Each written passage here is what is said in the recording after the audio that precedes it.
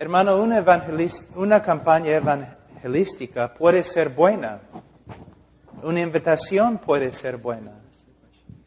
Es solamente, bueno, hay una diferencia entre una campaña evangelística, bíblica y no bíblica. Por ejemplo, cuando hacemos todas estas cosas que hemos aprendido, ¿no? Primeramente, si vamos a tener una campaña evangelística, tenemos que predicar el Evangelio.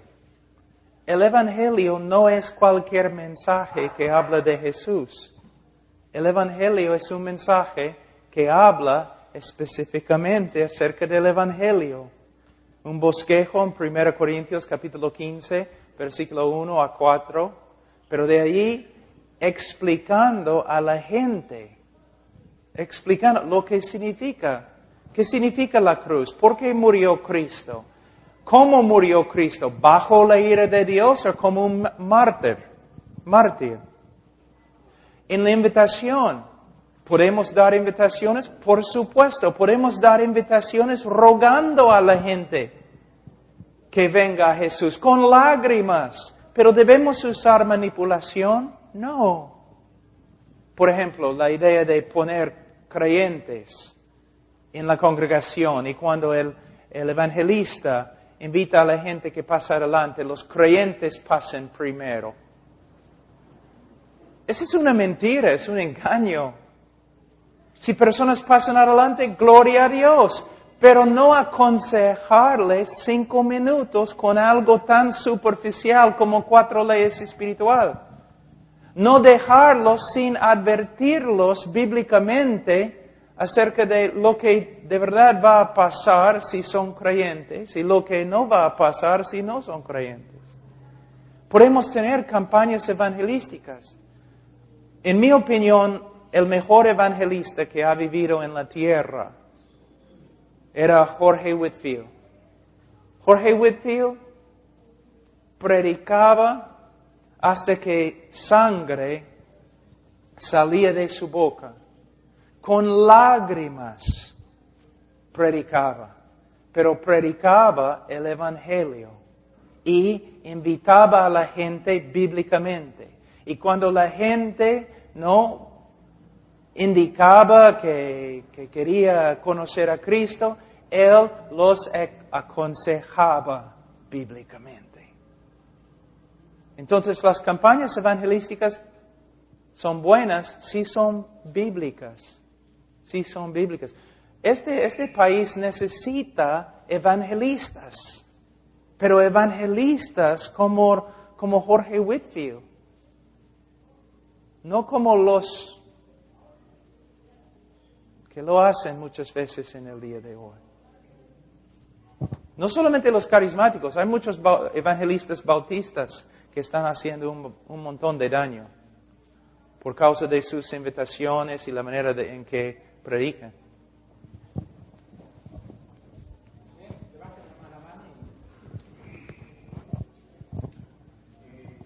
Se hablaba de 2 naturalezas del Señor Jesús, la naturaleza humana y la naturaleza divina. Ahora, con respecto a nuestra posición, ¿no? Decía que nosotros solamente tenemos una naturaleza, pero literalmente estamos todavía en la carne. Quería que expliques un poquito más, cómo hoy en día nosotros podemos decir esta posición que tenemos una sola naturaleza. Para mí, Sí. primeramente no entiendo la pregunta. En su exposición dijo que nosotros los cristianos verdaderos tenemos una sola naturaleza y no 2 naturalezas, y solamente que luchamos contra nuestra carne. Eso quería, no estoy tan claro. Primeramente, ¿dónde en la Biblia dice que tenemos 2 naturalezas? Esa es la primera pregunta. La Biblia no dice que tenemos 2 naturalezas. La Biblia habla de 2 realidades en el creyente. El creyente tiene un nuevo corazón o una nueva naturaleza. significa también, o otra manera de decirlo, el creyente es una nueva criatura. ¿Por qué es una nueva criatura? Tiene una nueva naturaleza. Es la realidad del creyente, la persona en Cristo. Si alguno está en Cristo, nueva criatura es. Pero también en el creyente hay algo que se llama la carne. Aunque es muy, muy difícil determinar exactamente lo que significa, sabemos de las Escrituras que hay una parte de nosotros todavía no redimida. En la segunda venida, sí, pero ahora no. Hay una parte de nosotros, pero no es otra naturaleza. La esencia, la persona que soy una nueva persona en Cristo. Mis deseos son diferentes. Todo es diferente. Mi manera de ver cosas es diferente. Soy una nueva criatura. Pero a la vez, mi nueva naturaleza, a la vez, hay la carne. Que la Biblia tiene algo que ver con el cuerpo, pero no es solamente el cuerpo. Solamente es mejor decir, hay una parte de nosotros todavía no redimido. Porque la Biblia habla que cuando Cristo viene en la segunda venida, vamos a ser glorificados o vamos a experimentar redención plena. Eso es lo que significa. Charles, add some to it if you want. Well, one thing that is important is for us to understand what we mean when we use the word nature. Una cosa que es importante entender lo que queremos decir cuando decimos naturaleza. And really, the Bible doesn't use this word the way we do. En realidad la Biblia no usa esa palabra como nosotros la usamos. But when we talk about a person having a new nature, Pero cuando hablamos de una persona teniendo una nueva naturaleza, we're talking about who he really is in his deepest being. estamos hablando de quién es esa persona en lo más profundo de su ser. The deepest truth about that person. La más profunda verdad, la verdad más profunda de esa persona. Now, I'm standing here, I'm a new creation. Ok, yo estoy aquí, yo soy una nueva criatura. What's the deepest truth about me? ¿Cuál es la verdad más profunda de mí? Well, 10,000 years from now, you'll be able to see what it is. O 10.000 años de hoy van a poder ver qué es, cuál es. In other words, there's something that's happened inside of every Christian En otras palabras, hay algo que ha pasado en los corazones de todos los cristianos that's going to last forever. que va a durar por eternidad. That's who he really is. Esa es la persona que es, en verdad. That's his nature. Esa es su naturaleza. Now, there's other things about me that are more superficial. Pero hay otras cosas de mí que son más superficiales. The flesh is more superficial. La carne es más superficial. That's not going to last forever. Eso no va a durar por toda eternidad. It's not who I really am No es en verdad la persona que soy, in my deepest being. en lo más profundo de mi ser. Now, whenever I sin, it's me that sins. Pero cuando peco, yo peco, And sin is part of my personality. y el pecado es parte de mi personalidad, But it's not the deepest thing about my personality. pero no es lo más profundo de mi personalidad. Now, that's what we mean whenever we say that we have a new nature.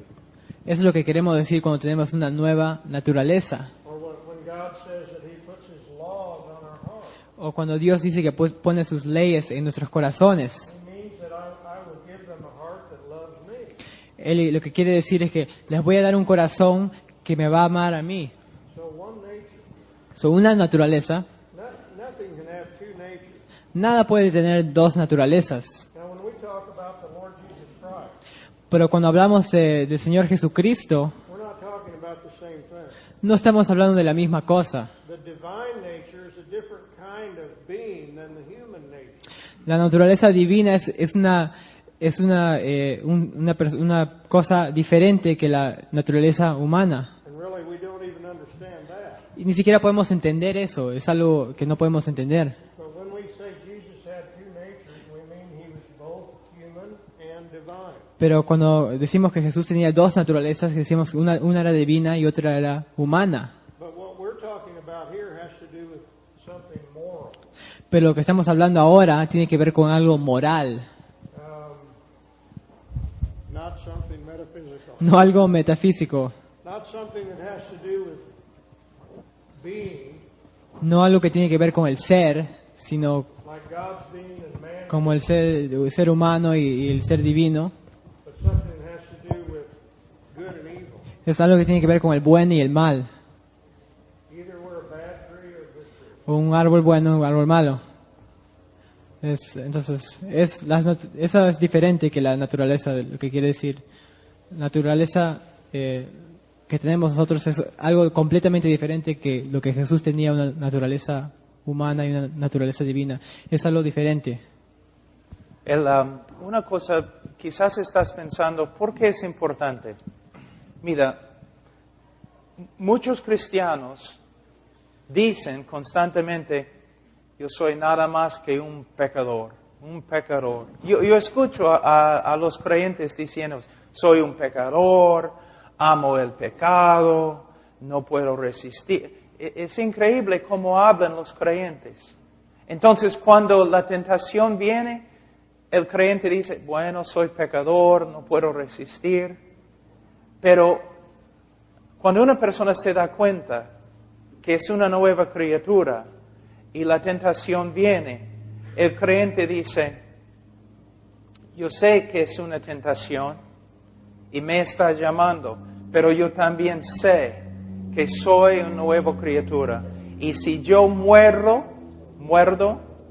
esta tentación, voy a tener náusea. Voy a tener náusea. No es para mí. No va a promover mi bien. Es algo que me va a hacer daño porque mi naturaleza ha cambiado. ¿Otra pregunta? Sí, Jack. Bueno, la pregunta era la siguiente. En el libro de Lucas menciona de Juan el Bautista que Juan el Bautista iba a ser lleno del Espíritu Santo aún desde el vientre de su madre. Y es algo que a veces es difícil entender, aún más, habiendo escuchado toda esta exposición, ¿no? Que el hombre nace en pecado, nace entregado al mal. ¿Cuál es la figura que se presenta aquí con Juan el Bautista? Well, voy a permitir que yo he escuchado al hermano antes hablando de eso, pero voy a decir solamente esto. Dios puede hacer lo que quiere. Y hay cosas que suceden en las Escrituras que son excepciones, y no podemos usar estas excepciones, ¿no?, como la regla.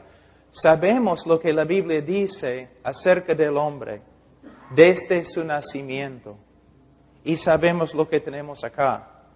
Pero si quiero formar una doctrina del hombre, yo voy a usar los textos muy claros y no un evento que es una excepción en las Escrituras. Do you want to try to? God's able to regenerate. He's able to raise the dead even before the Go ahead and explain. I've heard you. He escuchado tu explicación antes. Yeah, I think it's, about that. Just he can regenerate a heart or raising the dead. Regeneration is something that God does. Regeneración es algo que Dios hace. Remember what we looked at this afternoon. Acuérdense de lo que vimos hoy día. The wind blows where it wishes. El viento sopla donde quiere. God is able to regenerate a baby before he's born. Dios puede regenerar un bebé antes de que nazca. He doesn't usually do that. Él no hace eso, usualmente no hace. We only know of one example like that. Solo conocemos un ejemplo de eso. But we know that it was not because John was innocent or good before God did that. Pero no era porque Juan era inocente o bueno antes de que Dios haga eso. He was a lost sinner just like all the rest of us. Era un pecador perdido como todos nosotros. God did a miracle before he was born. Dios hizo un milagro antes de que nazca. Ahora yo sé lo que está algunos quizás están pensando, es una pregunta muy importante, pero para ser regenerado, alguien tiene que creer. ¿Me entienden? ¿Todos me están siguiendo? Para ser regenerado, uno tiene que creer. Pero los bautistas de antes decían, para creer, alguien tiene que ser regenerado. Porque si el hombre de verdad es muerto en su pecado, ¿cómo va a creer si está muerto?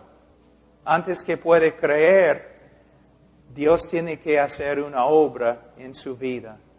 Y esta obra es la obra del Espíritu Santo.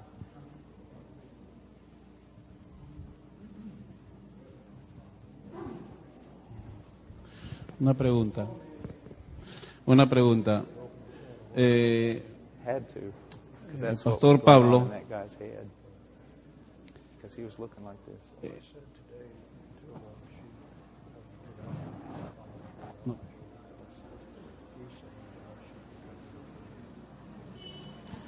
Ok, en lo personal, llegamos a la iglesia como familia, mi padre, mi madre y 4 de mis hermanos. Mi hermano Ricardo, que ya está en la presencia de Dios, llegó a conocer a Jesús a la edad de 10 años más o menos. Habrían pasado unos 18 años. Y un buen día le dije a mi mamá, tenemos que orar porque, tomando las palabras de Jesús, por sus frutos los conoceréis.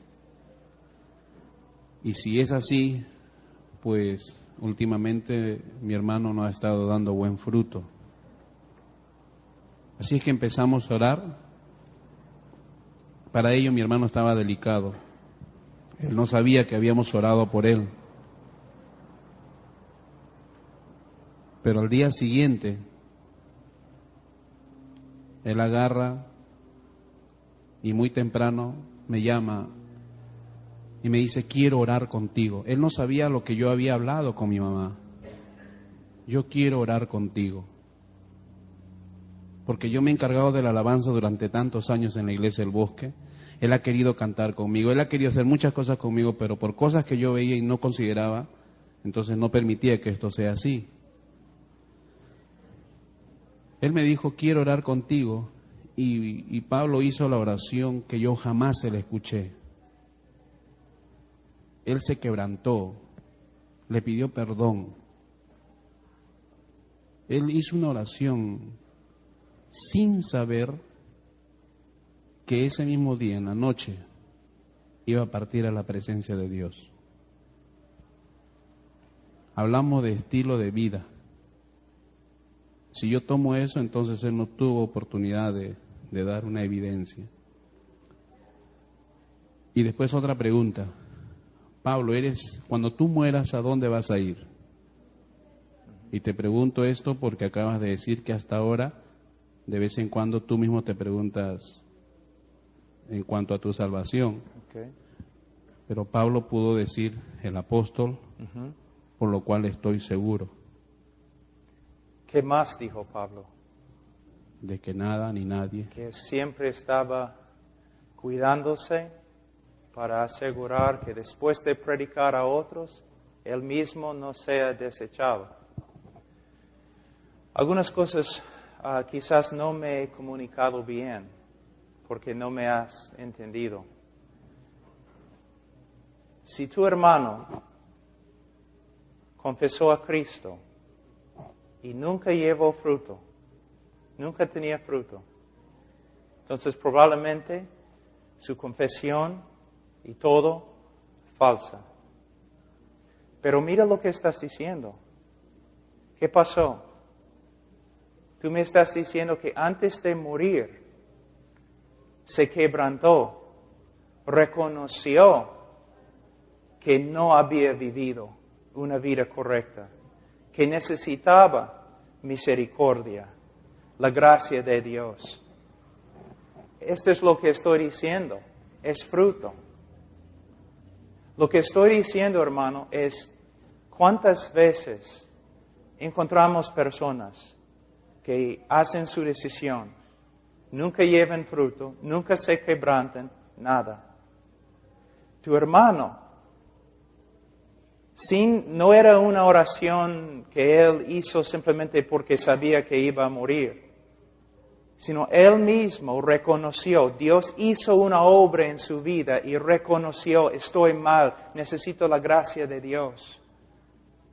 Entonces, esta es evidencia de que quizás con esa misma oración el Señor lo salvó. Lo salvó. Pero es fruto.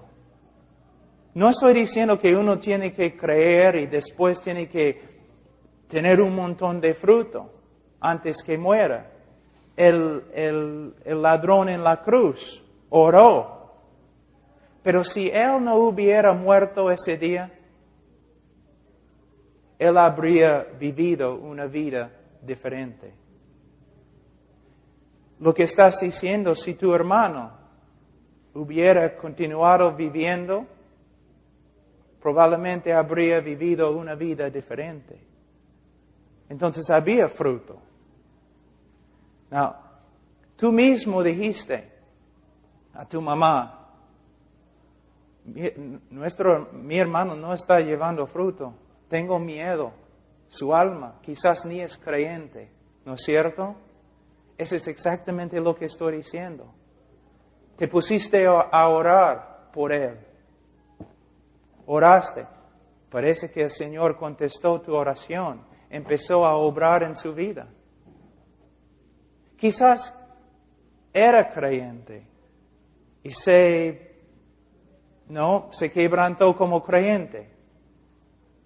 Pero probablemente esa misma noche se convirtió. Si se quebrantó así y reconoció que él no estaba viviendo como creyente. Ahora, yo tengo la seguridad de la salvación, pero según las Escrituras, ¿cuántas personas, hermano, tienen la seguridad de la salvación aunque viven como diablos? Es muy sabio si el hombre, cualquier hombre, aún el apóstol Pablo, si de vez en cuando nos sentamos y comparamos nuestra vida con la Escritura. ¿Estoy bien? ¿Estoy bien? ¿Estoy engañado? Porque una persona puede decir, mira, mi corazón me dice una cosa, o yo pienso de tal manera, pero la Escritura es el estándar. Y es muy sabio a veces simplemente sentarnos y comparar. Porque hay muchos hombres que después de predicar a muchos, reconocieron que ni eran creyentes. Si cualquier persona puede estar engañada, yo también puedo estar engañado. No lo creo, tengo la seguridad de mi salvación, pero siempre quiero sentarme ante la palabra de Dios escudriñando mi vida. Es muy, muy sabio. Gracias por su pregunta. Hermano Pablo, muchas veces nuestra predicación está condicionada a veces por circunstancias o a veces por la membresía que tenemos, ¿no? Es decir, miembros fuertes que como que se imponen en la congregación, etcétera, ¿no? Y como que nuestra predicación en cierta forma es suave, no puede llegar a algunos que quisiéramos llegar, y hasta habría tal vez el dicho, bueno, voy a invitar a un pastor para que diga algunas cosas, porque yo no las puedo decir.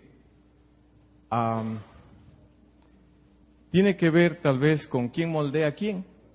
La iglesia me está moldeando a mí o yo estoy moldeando la iglesia.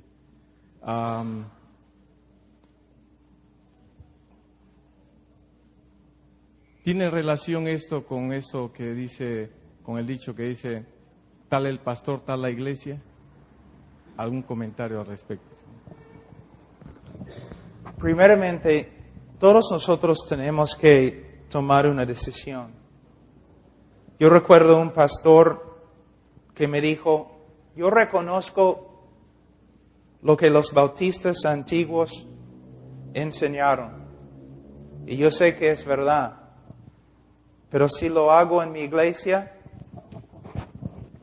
me van a matar.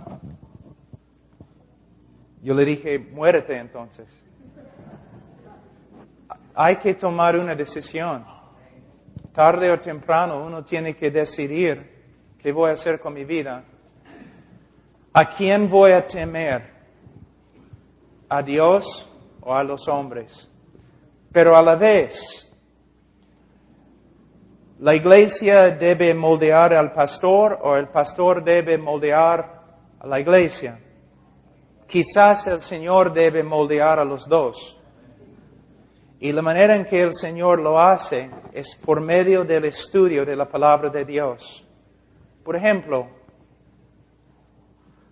yo he dicho muchas cosas esta semana y lo he dicho de una manera para, no sé, sacudir a todos. ¿Por qué? Porque ustedes no son nuevos creyentes. Ustedes son pastores. Y ustedes deben volver a sus estudios y decir, a ver, vamos a ver. Vamos a estudiar. Vamos a ver lo que hemos escuchado, si es verdad o no. ¿Okay? Lo que hay que hacer cuando uno va a una iglesia con muchos problemas, uno, especialmente cuando es joven, quiere entrar y pelear con todo el mundo y muchas veces cuando lo hace, no lo hace con amor.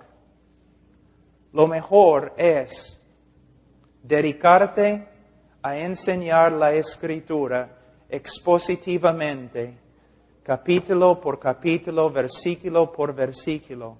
Y el Señor va a usar la predicación de la palabra para cambiar la iglesia.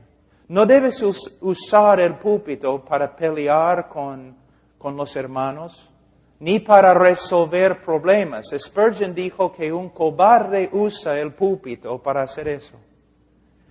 Cuando entramos en el púlpito, entramos para enseñar expositivamente, versículo por versículo.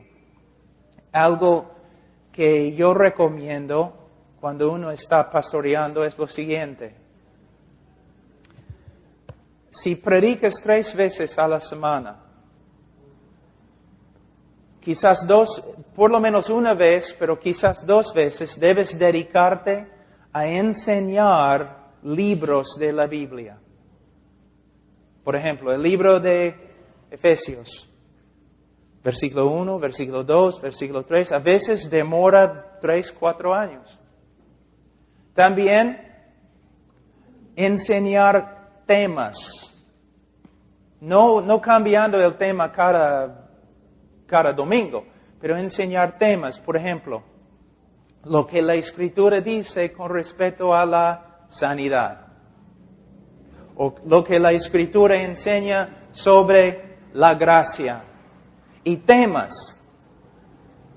Porque ustedes saben que si tú enseñas una cosa una vez, nadie va a recordar lo que has enseñado. Por ejemplo, si quieres enseñar una verdad acerca del Espíritu Santo, vale enseñar la misma verdad 6 semanas, hasta que comiencen a comprender. Entonces, la palabra, como siempre digo, si nosotros corregimos, si nosotros corregimos el púlpito, 95% de las cosas en la iglesia se van a corregir a la vez. Entonces es el púlpito. Y nunca debemos olvidar que la congregación, por lo menos algunos, es el rebaño del Señor. Y el Señor los ama bastante. No tienes que pegarlos, latigarlos. Lo que hay que hacer es enseñarlos poco a poco. Y si tú enseñas la palabra fielmente, la palabra misma va a empezar a dividir la congregación. Algunos van a decir, no, eso no. No. Él habla demasiado de santidad. No, hermano, simplemente estoy predicando por el libro de Hebreos. Hebreos está hablando de la santidad. ¿Ves? Predica expositivamente.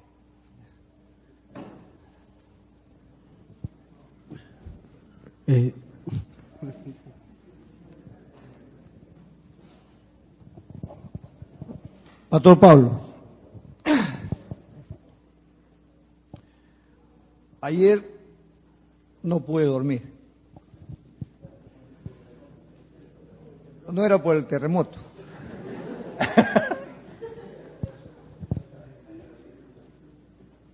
Mencionamos ayer la parábola del hijo pródigo.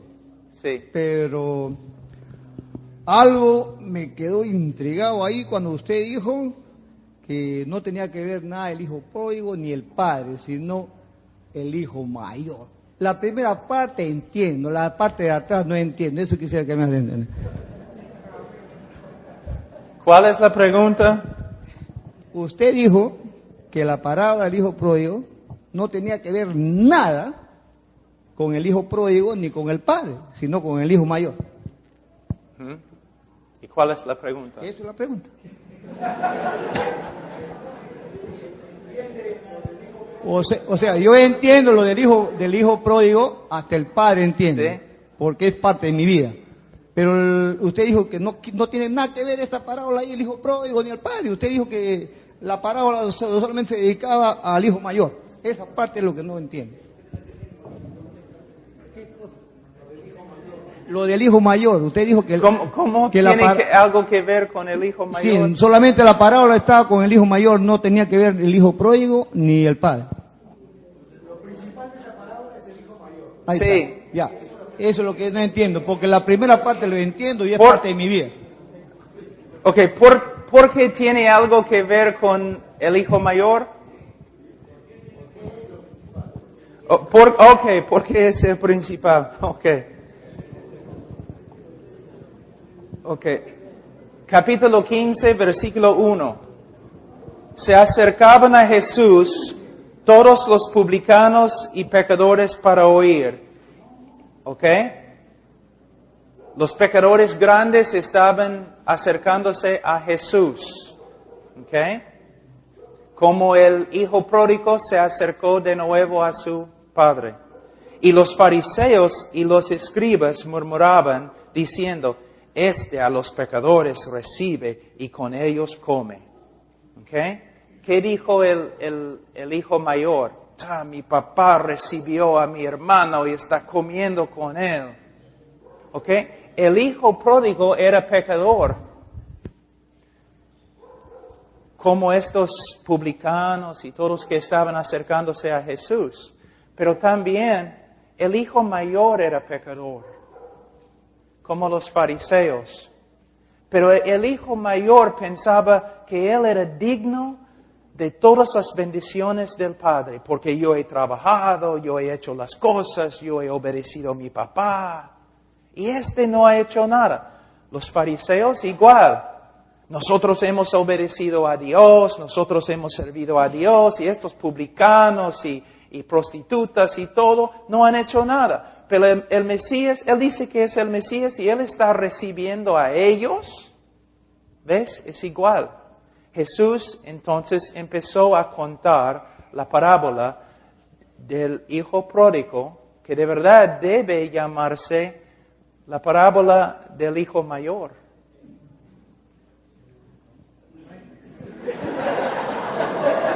Y hermanos, si yo dije que no tiene nada que ver con el Padre y nada que ver con el Hijo, entonces yo estaba equivocado.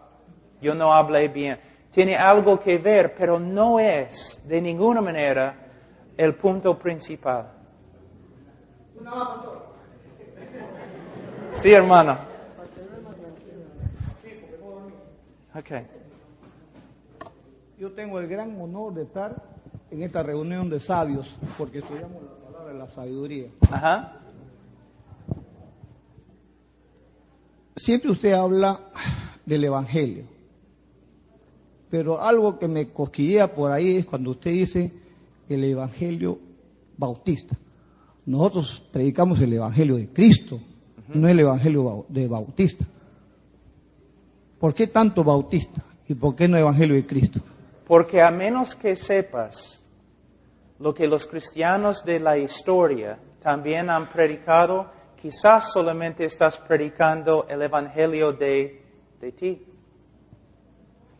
Pero Bautista fue un teólogo que estudió también la Biblia. Sí. Y él tiene el mismo espíritu que Dios me ha dado a mí y tanto a Sí. usted también. Sí. Y si leemos la Biblia, el espíritu discierne la palabra. Ok.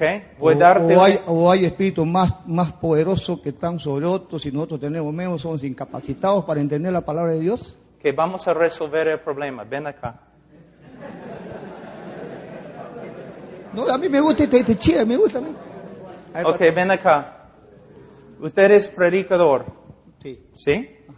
¿Cuántos predicadores hay acá? Levanten la mano. Levanten la mano, por favor. Todos somos predicadores. Ok. Ahora, vamos a decir que tú interpretes la Biblia a solas, totalmente a solas. ¿Ok? A solas. Solamente tú. ¿Puedes equivocarte? Cuando interpretes la Biblia, ¿puedes equivocarte tú? Bueno, si me salgo del contexto del texto, estoy equivocado. Sí, pero puedes Sí, equivocarte. sí, sí. Ok. Entonces, si tú estudias y tú dices, este es el Evangelio, ok, entonces está bien. Pero ¿no sería sabio ir a todos estos otros predicadores y preguntar, mira, este es lo que yo he encontrado en la Escritura, es el Evangelio, creo. ¿Qué piensan ustedes? Me gustaría escuchar lo que ustedes han encontrado. Ahora, vamos a decir que todos ellos están de acuerdo con lo que es el Evangelio y tú estás predicando algo totalmente diferente. Entonces, quizás sería sabio pensar, caramba, quizás debo hablar con ellos para ver si estoy equivocado. Cuando nosotros interpretamos la Biblia a solas, como una isla, y no comparamos lo que hemos encontrado con los demás cristianos de la historia, es un poco peligroso, porque esta es la manera en que las sectas empiezan. Entonces, uno de los principios de la interpretación de la Escritura, la hermenéutica, es, no debemos hacer nuestra teología, ¿no?, fuera del contexto de la historia de la iglesia. Por eso, vamos a decir que todos los hombres de Dios que nosotros reconocemos, todos ellos están de acuerdo con respecto a lo que es el Evangelio. Y ellos han predicado el Evangelio siglos y siglos y siglos. Y ahora, aquí estoy, Pablo Washer, el siglo XXI. Y yo estudio la Biblia y yo digo, este es el Evangelio. Esto es lo que yo he encontrado. Pero todos los cristianos a través de 2000 años están de acuerdo ellos, pero todos están en desacuerdo conmigo. Entonces quizás debo pensar, caramba, todos los cristianos en la historia de la iglesia están equivocados y yo tengo razón. O ellos tienen la respuesta y yo debo quizás estudiar de nuevo. Este es el punto que estoy diciendo. A través de la historia de la iglesia y a través de la historia, particularmente de los bautistas también, ellos han predicado un evangelio. Todos están de acuerdo en lo que es. En los últimos, más o menos, en el último siglo, los bautistas comenzaron a cambiar su evangelio. Poco a poco, cambiándolo. ahora el Evangelio y la presentación del Evangelio es diferente que la presentación del Evangelio de todos los predicadores del pasado. Eso es lo que estoy diciendo. Por eso estoy acá, pastor. Para Amén. aprender. Gracias, una buena pregunta.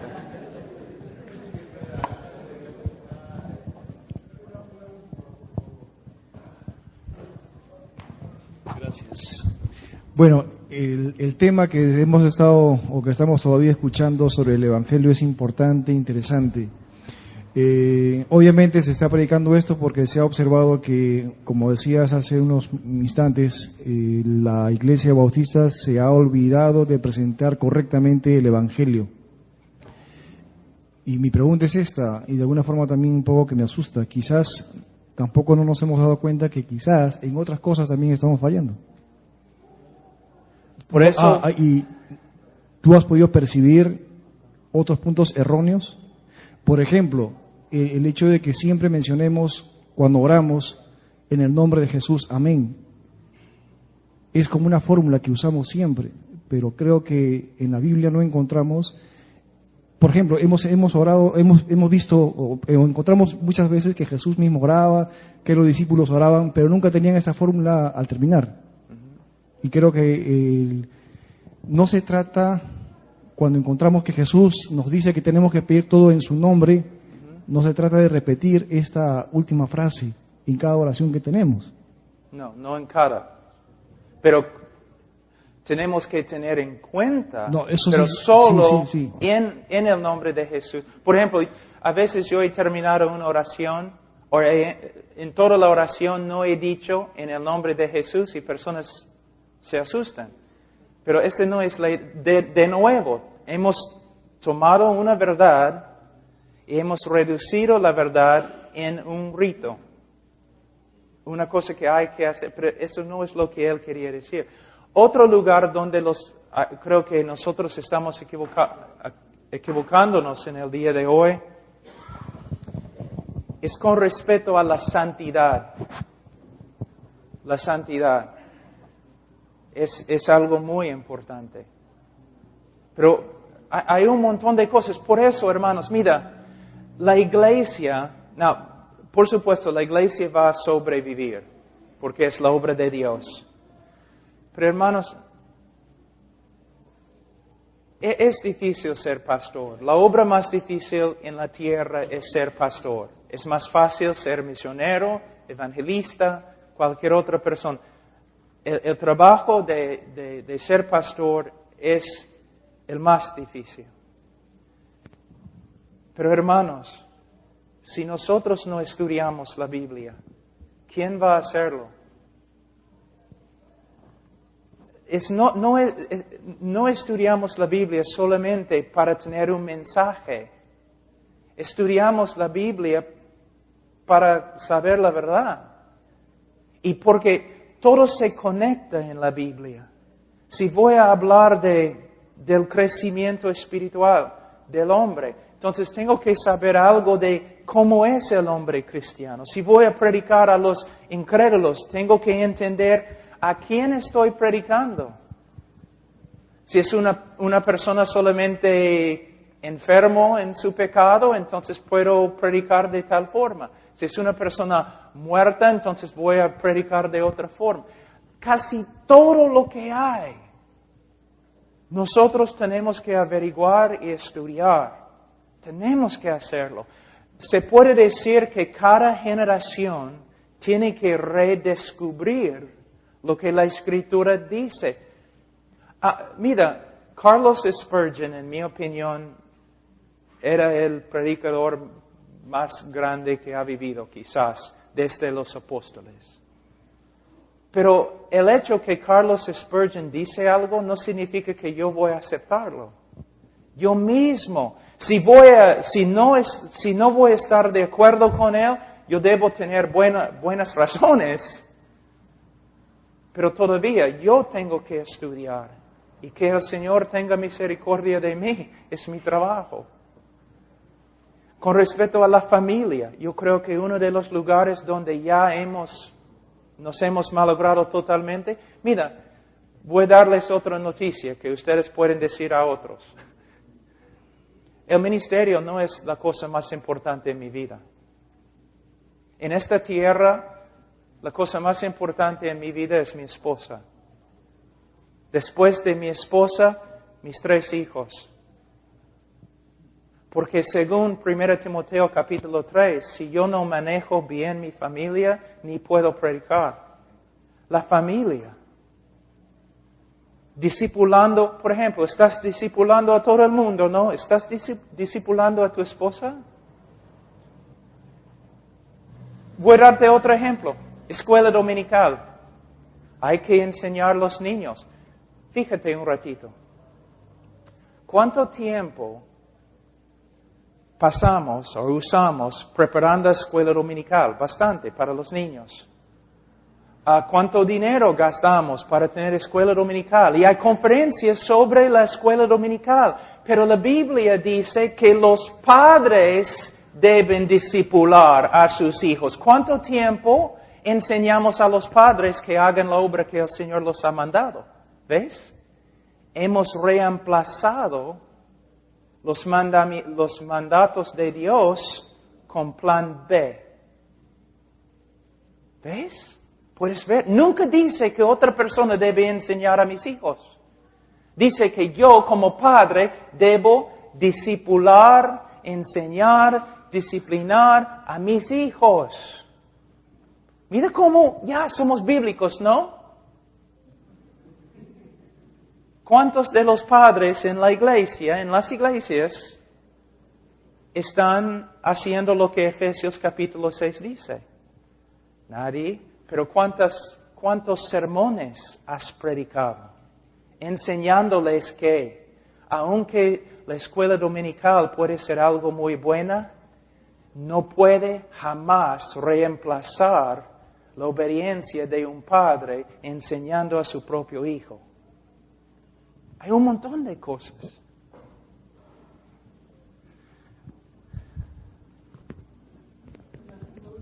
Bien. Sí. Okay. Sí, una pregunta. Sabemos que nuestro ministerio es la familia, como dice, y también nuestro deber es estudiar la palabra y el Evangelio de Cristo. En la iglesia como pastores tenemos varias cosas que hacer, ¿no? Y he escuchado también que hay que tener cuidado de no usar psicología y cosas y métodos para tratar de persuadir a la gente, y eso es bueno. Yo he podido notar en muchas campañas, y quizás hasta lo hemos hecho incluso, y he tenido que reprender en cuanto... Nosotros tenemos un grupo de música, ¿no? Y alguien me dice, el hermano del órgano, mientras que predica hay que tocar el órgano. No, no deja que la palabra de Dios sobre en el corazón, ¿no? Ahora, como pastores tenemos que tener bastante sabiduría y ver lo que es bíblico. Mi pregunta es en cuanto a la música. Yo sé que es algunos no tocan porque es delicado. Algunos también piensan que los instrumentos ya son satánicos. Cuando yo tocaba la guitarra, me dicen, no, la guitarra es de la cantina, no toques la guitarra. El órgano, el piano nada más. O el himno nomás, hay que tocar himnos y los demás coros o otras músicas. Entonces, si quisiéramos que expliques un poco más de esto, ¿no? Entonces, si debemos acercarnos a una guitarra diciendo, Satanás, fuera de la guitarra. Hermanos, ¿saben lo que? Hay diferentes puntos de vista, pero la Escritura es el estándar. Y en todo eso tenemos que tener cuidado. Por ejemplo, hermanos, no regresen a sus iglesias diciendo que no podemos tocar música durante una invitación. No hagan eso. Mi punto es, no debes usar estas cosas como una manera de manipular. Pero hay una manera correcta de hacer todo, hermanos. No deben botar todo, ¿no? Ahora, la música. Tenemos varios textos en las Escrituras acerca de la música. En el Antiguo Testamento, David, lleno del Espíritu Santo, la música era muy importante para él. Y él usó un montón de diferentes instrumentos. Un montón. Martín Lutero dijo que él creía que la Reforma avanzó más por medio de los himnos que por medio de sus propias prédicas. Pero los himnos eran basados en la teología de las prédicas. Con respecto a la música, ¿debemos cantar himnos? Sí. Y cualquier otra canción que es bíblica y exalta al Señor. Había cuando los himnos que nosotros apreciamos, cuando fueron escritos, eran un escándalo, hermanos. Porque en ese entonces solamente cantaron del libro de Salmos. La música es importante, en mi opinión, y puede ser una bendición y una manera de enseñar. Hay una cosa que es importante, según la Biblia, la música debe ser didáctica. Sí, cuando cantamos, personas deben poder escuchar las palabras, la letra, y aprender de la letra. ¿Ok? Entonces, guitarras, otras cosas, no tengo ningún problema. No creo que la Biblia tenga problema. Pero tengo problemas con algunas de las personas que tocan las guitarras. Ese es el problema. Una persona, mira, en la Biblia, en Levítico capítulo 10, Dios mató a 2 directores de música. ¿Te das cuenta?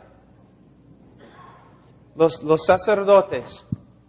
Él los mató. Estaban haciendo algunas cosas se puede decir, de adoración por medio de los sacrificios y todo lo demás, y Dios los mató.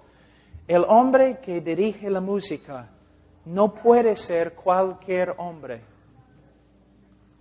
No tiene que ser el hombre más inteligente, pero tiene que ser un hombre devoto al Señor y un hombre que conoce la Escritura. Les voy a decir algo.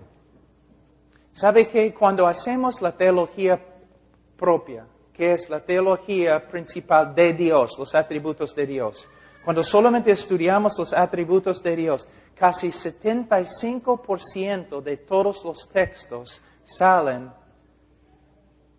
del libro de Salmos, el himnario de la Biblia.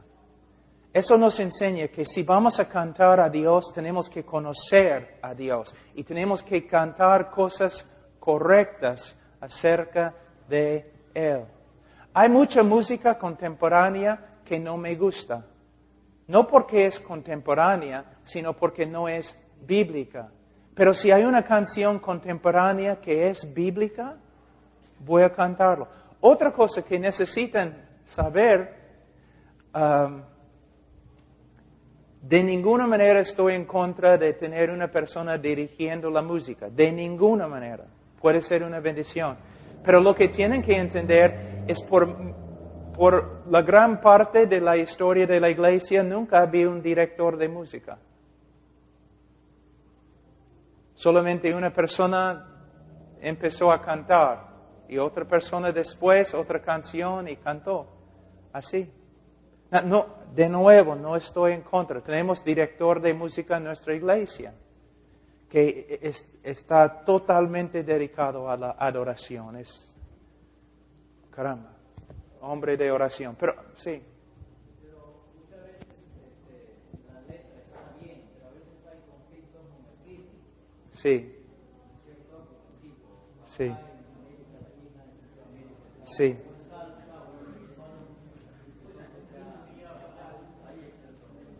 Sí. Sí. Pues bueno, yo creo que el ritmo es importante y yo he cambiado. Cuando yo era más joven, yo pensaba, ¿qué importa? Pero ahora veo diferente. Cualquier cosa que promueve la carne, debemos evitar. Pero a la vez, hermanos, mira, voy a decirles algo que quizás no van a entender. Yo he visto personas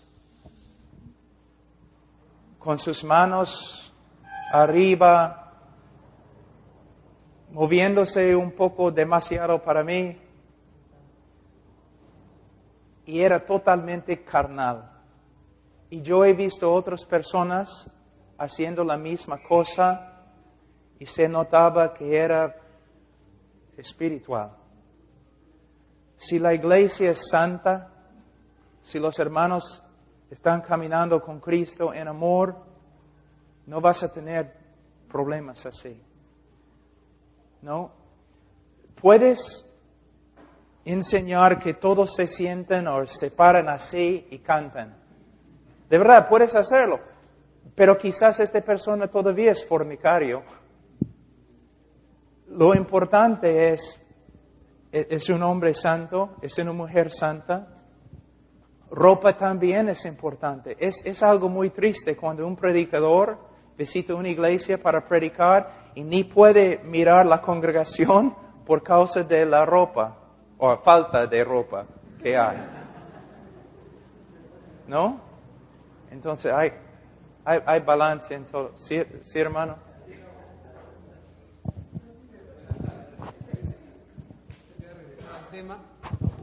Una pregunta, o bueno, dos. Quisiera saber, en base a todo lo que se ha enseñado, ¿en qué momento cree usted que es en la vida del cristiano recién convertido enseñarle acerca de la seguridad de la salvación? En el proceso de su crecimiento, porque tal vez por muchos años también, cuando yo conocí al Señor y me enseñaron a mí, me hacían ver que al nuevo creyente había que enseñarle eso desde el comienzo, ¿no? Y si te decía que no eras salvo, entonces no recibió a Cristo, y había que hacer ese proceso constantemente con ellos. Y también la otra pregunta es, he escuchado también varios mensajes acerca de la parábola del sembrador. Entonces, en este caso he escuchado diferentes mensajes, y según su punto de vista, o según la palabra de Dios, esa parábola nos habla de tipos de cristianos, o tal vez realmente no son cristianos, el único es el último, la última. Entonces quisiera saber un poquito sobre ese aspecto. Primeramente, la doctrina de la seguridad del creyente es una de las doctrinas más importantes y más lindas que existen. Y debemos enseñarlo desde el comienzo. Debemos enseñar todo lo que podemos enseñar desde el comienzo. Lo único es, el creyente verdadero tiene seguridad de salvación, pero también hay textos que debemos estudiar para confirmar que de verdad eres creyente verdadero. Con respecto a la parábola del sembrador, solamente uno de ellos lleva fruto, solamente uno. Los otros tres, no. Los pentecostales y otros dicen que ellos perdieron su salvación. No, simplemente nunca fueron convertidos. Dice, mira, cuando alguno oye la palabra del reino y no la entiende, viene el malo y arrebata lo que fue sembrado en su corazón. Este es el que fue sembrado junto al camino. Ahí no hay duda, ¿no? Esa persona no se convirtió para nada. Okay. Y el que fue sembrado en pedregales, este es el que oye la palabra y al momento la recibe con gozo, pero no tiene raíz. ¿Ok? No tiene raíz en sí, sino que es de corta duración.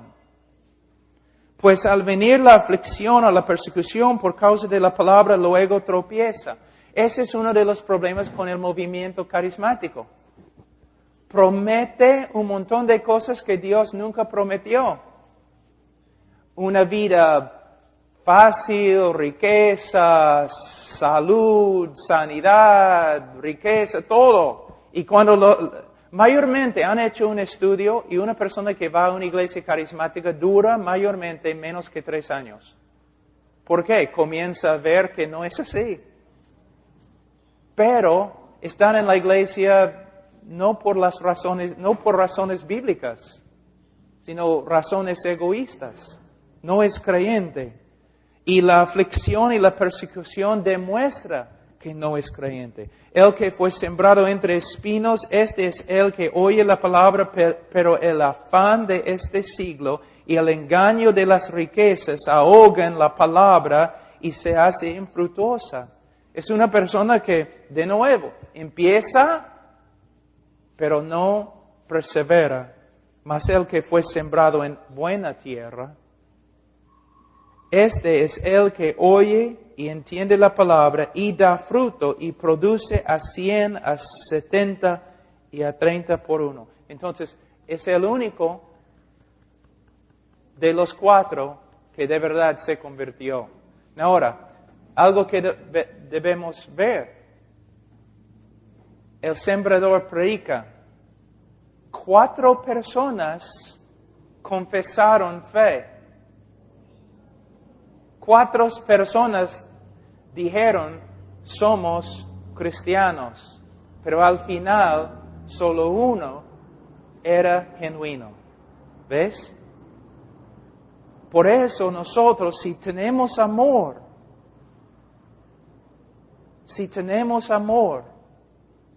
vamos a hablar de estas cosas a la congregación. Vamos a hacerlo.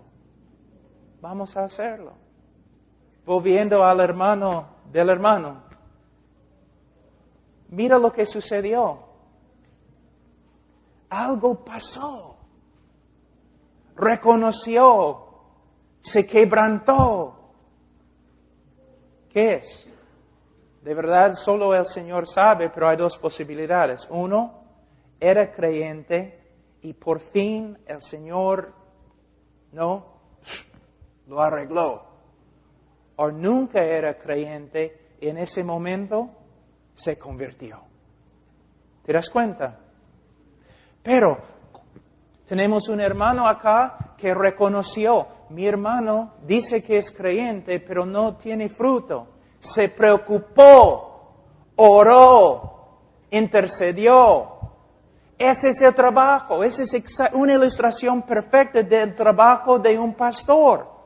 Pero muchos pastores pueden ver un montón de miembros que caminan en carnalidad y nunca piensan en su mente, quizás no conoce a Cristo, debo orar, debo interceder, debo hablar con esta persona para que quizás vea la verdad y se arrepienta. ¿Ves? Es una ilustración perfecta. Es lo que estamos diciendo. Preocupándonos por las almas. No simplemente asumiendo que son creyentes simplemente porque oraron una oración.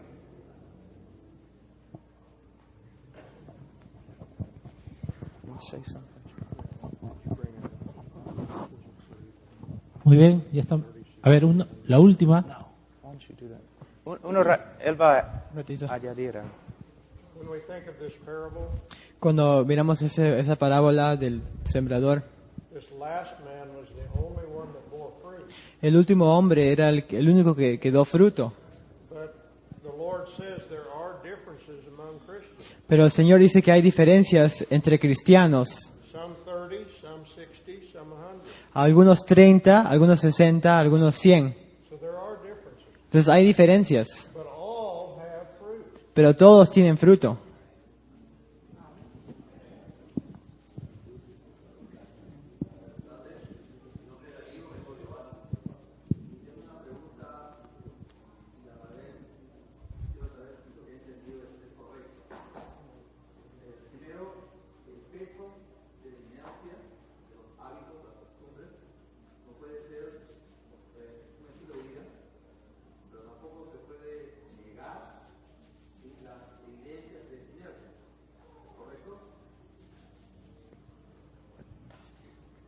De nuevo, hermano. El peso.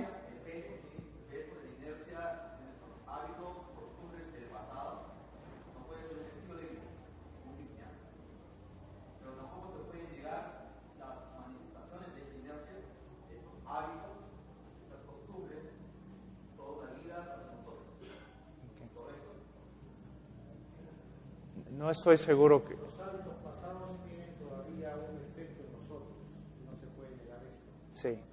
Sí, no se puede. Pero mire, hermano, yo voy a darles de nuevo como una ilustración que di hace 2 días. No es que el momento que una persona se convierte, que es una persona madura, perfecta, nada. Y cada persona, cada creyente crece, ¿no? Algunos más rápido, otros más lento. Entonces tenemos que reconocer que después de ser creyente 24 años, todavía hay cosas contra las cuales tengo que luchar y a veces me vencen. Pero si alguien mira toda mi vida, pueden ver, Pablo ha cambiado bastante desde cuando, no, en 24 años. Es un hombre totalmente diferente que el hombre que empezó. Ustedes pueden decir lo mismo. No somos perfectos. Se puede decir, quizás debemos usar polos que dicen, disculpen la molestia, bajo construcción. Pero se nota que estamos bajo construcción.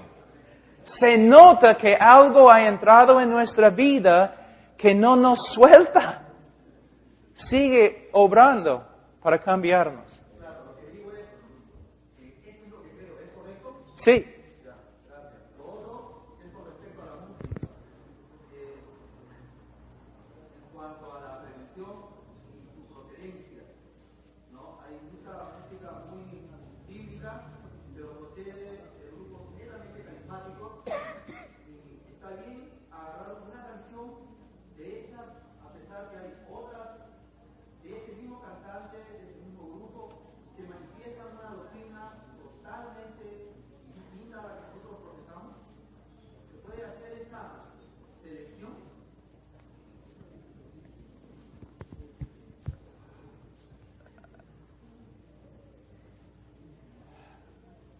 Yo diría que uno tiene que tener bastante cuidado.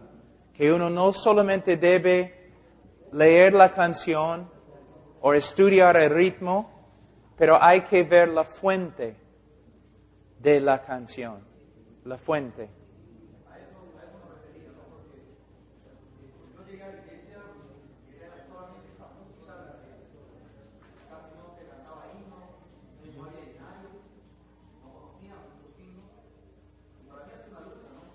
Por ejemplo, yo antes, cuando empezó Marcos Witt, tenía algunas canciones.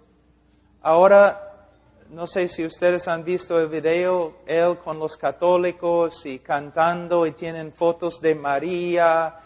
Y él en un programa secular está cantando y bailando con un grupo de jóvenes.